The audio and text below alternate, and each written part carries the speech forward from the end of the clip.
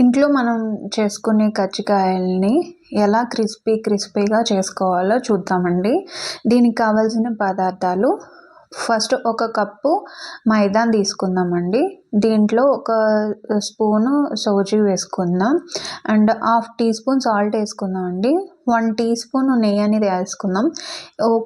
కొంచెంగా వాటర్ వేసుకొని దీన్ని ఒక ముద్ద కింద చేసుకుందాం అండి. మెత్తగా చేసుకొని పెట్టుకోవాలండి. దీన్ని 15 మినిట్స్ పక్కకు పెట్టుకుందాం. ఇప్పుడు ఒక మిక్సీ తీసుకొని దాంట్లో షుగర్ వేసుకొని ఈ విధంగా పౌడర్ చేసుకొని ఒక బౌల్లో వేసుకుందాం అండి. అదే మిక్సీలో ఒక గుప్పెడు జీడిపప్పు, బాదం పప్పు, పిస్తా వేసుకొని ఈ విధంగా బరగ్గా మనం మిక్స్ చేసుకుందాం అండి. దీంట్లోనే పచ్చి కొబ్బరిని కూడా వేసుకొని మెత్తగా మనం చేసుకోవాలి. అంటే మెత్తగా అంటే కొంచెం కచ్చాపచ్చాగా చేసుకోవాలన్నమాట ఈ విధంగా. ఇప్పుడు వేరే పాన్ తీసుకొని దాంట్లో 2 స్పూన్లు నెయ్యి అనేది వేసుకొని ఈ పచ్చి కొబ్బరిని వేసుకొని ఫ్రై చేసుకోవాలి. ఇలా కొద్దిగా ఫ్రై అయిన తర్వాత దీంట్లో మనం కిస్మిస్ అనేది యాడ్ చేసుకుందాం. ఈ కిస్మిస్ ఇవంతా వేగిన తర్వాత మనం మిక్సీ చేసుకున్న డ్రై ఫ్రూట్స్ అనేది వేసుకుందాం. దీంట్లోనే కొద్దిగా కాటమన్ వేసుకుందాం. పాపీ సీడ్స్ 1.5 స్పూన్స్ వేసుకుందాం అండి. దీంట్లోనే షుగర్ పౌడర్ కూడా వేసుకొని ఇది స్టఫ్ అన్నమాట. ఈ స్టఫ్ని ఈ విధంగా మనం ఫ్రై చేసుకోవాలి. 5 నిమిషాలు ఫ్రై చేసుకుంటే సరిపోతుందండి.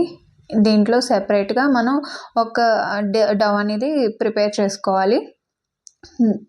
సో ఇప్పుడు మనం ఇందాక ముద్ద కింద చేసుకున్నాం కదా, దాన్ని ఈ విధంగా ఉండల కింద చేసుకొని ఇలా ఒత్తుకొని మనం సైడ్ పెట్టుకుందామండి.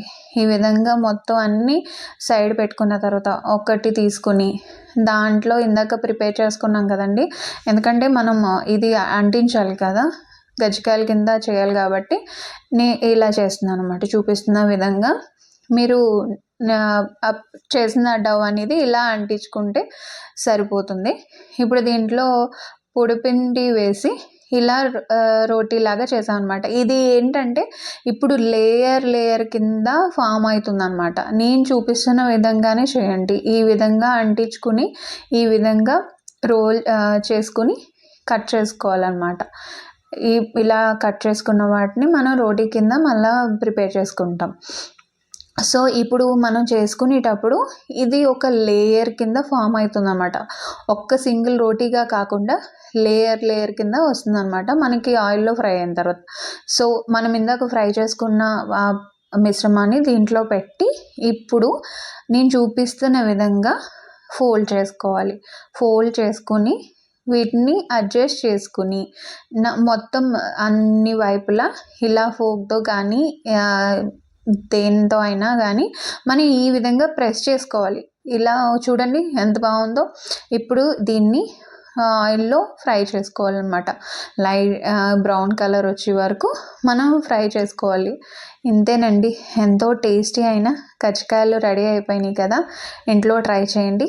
ఎలా వచ్చిందో కామెంట్ రూపంలో తెలియచేయండి. మరిన్ని వీడియోస్ కోసం నా ఛానల్ని తప్పక సబ్స్క్రైబ్ చేయండి. Thank you so much.